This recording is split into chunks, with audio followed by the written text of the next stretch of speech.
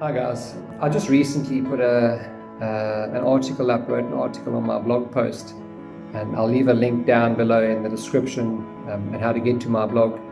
It's a fairly new blog, so there's a handful of articles uploaded at the moment, but I'm hoping that in going across there you find something that piques your interest and maybe triggers off some kind of ambition and motivation.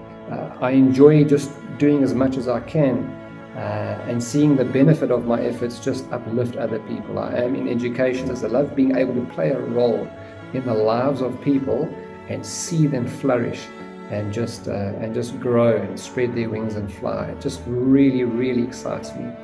And so basically, especially over this difficult period of time where we've been quarantined and we've had time to stay at home, I've kind of used that time to learn about the brain and to find out information, what makes us tick, what makes us trigger into various kinds of emotions, whether it's happy emotions or sad, aggressive or angry emotions.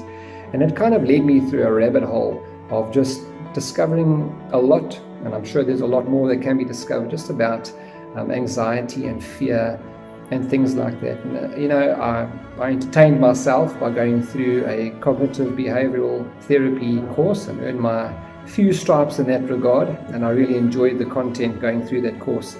So by no means am I offering myself as a therapist in the professional sense, or a counselor or a psychologist, and that's just a little disclaimer there, just to encourage. There may be people listening to things I'll say and perhaps reading some of my articles and perhaps are carrying a mental disease or of anxiety or chronic depression and things like that. And so definitely professional help, professional therapy, professional assistance, and everything that comes from that, whether it's medication or whatever, is certainly encouraged, and get your help that you certainly feel peace from receiving. But I just want to add another little feather, and that is obviously just to gain perspective. And our minds are an incredible tool. And over the last few decades, there's been some great advantage and grounds broken in the research of how our brains work. That adage of you can't teach an old dog new tricks. Turns out you can. And really just, you can research the concepts of neuroplasticity and cognitive development. And my recent blog article kind of alludes to it as well, is, essentially your brain is kind of divided up into three, not anatomical parts. When it comes to anatomy, there's many parts, but in terms of function and systems, operation systems, you get what's called your primal brain. If you Google it, you'll often find a lot about it underneath the term reptilian brain. No correlation to reptiles, snakes and crocodiles, but it's called the reptilian brain. And then your limbic system, which is really the autopilot of your life. When you're cruising on autopilot, your thoughts, your emotions that just naturally and organically kind of come are what gets stirred and processed and regulated in what's called the limbic system. And then your prefrontal cortex, your prefrontal brain, which is the front top part here, which is the part of your brain which kind of deals with new thoughts, new ideas, problem solving, the search for fulfillment, challenges and things like that. And that's thinking out the box. But what I want to touch on now with regards to anxiety and stress, because I know a lot of people, millions of people, are facing stress and anxiety at different levels and in different ways, and recently so, is just generally speak about it. We have, right from birth, instinctive habits, and they stem from and really just bubble up in what is called the reptilian brain. And it's out of that operating system where our instinctive reactions of, you've heard of the fight or flight, there's actually a third, freeze. And when someone instinctively reacts, it's not just a thought process, their whole body is engaged, it's prepared to respond and react to an imminent threat or danger.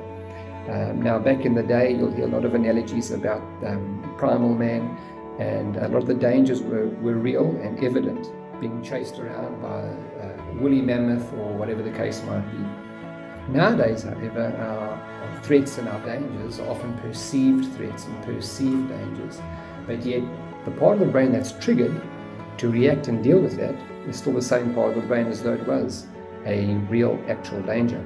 So basically what happens is you've got that part of your brain which triggers either some kind of reaction. It's kind of like soldiers getting ready for war and battle. You either have the tendency to flee, and that's an anxious reaction, I want to get out of here, or to fight, I want to man up, front up, and take the problem on aggressively, or freeze, often despondency, helplessness, and a kind of withdrawal in a sense.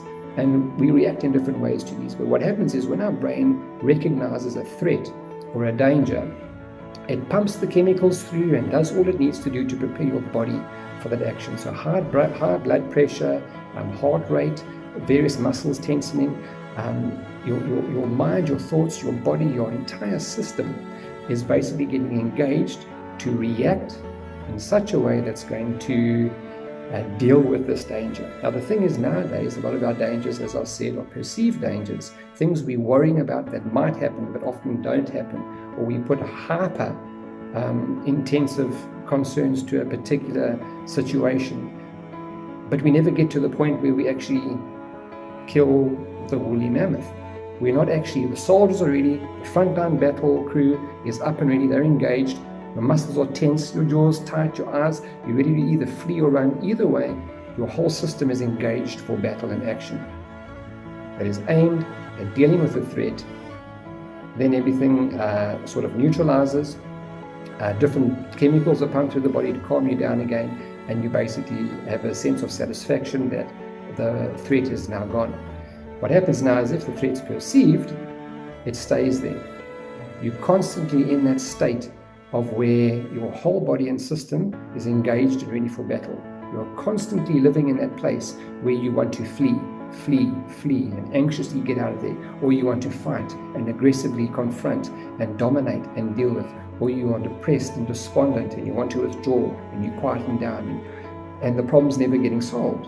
So we need to train ourselves and regulate ourselves. Again, I'm not speaking about chronic disease here. It's the habit of just as quick as you can getting to that rational part of the brain, that prefrontal cortex, where you rationalize the situation and quickly get out of that instinctive mode of survival, because when you're operating in flee, fight, or freeze mode, it's very difficult to rationalize there. You think about a baby whose nappy is full, it might scream and scream and scream. It wants something done. It's detecting a threat. Now, the baby doesn't want to be loved and cuddled there. It needs the problem solved. When the problem's solved, you've eliminated the threat, and now, of course, you can engage in the baby in a more kind of pleasant way, because that reptilian activation has now been subdued. And that self-regulating is something that we need to practice, because our dangers and our threats are perceived. We often find ourselves wheel spinning on the treadmill of anxiety and stress, and never actually resolving an issue, putting it into perspective. Is that something going to happen or take place? If it isn't, why am I anxious about it? Maybe adapt methods and procedures to deal with it. So, I hope that little rundown has been helpful to you. And, putting things into perspective has certainly helped me in times where I found myself just welling up with anxiety, and quickly getting into that prefrontal cortex where I'm rationalizing and thinking, right, let me compartmentalize what's going on there. Is it worth stressing about? If I can't deal with it now, then I don't need to stress about it. If I can deal with it now, plan and do what I can, and when that time comes, then I might be in a different frame of mind, I'll have a different resource available to me, and things like that. So yeah, I hope that's been helpful. Please go across, I have left in the link below, or at least in the descriptions below, the link to my blog site and also my Facebook page, which is called Transform Into You.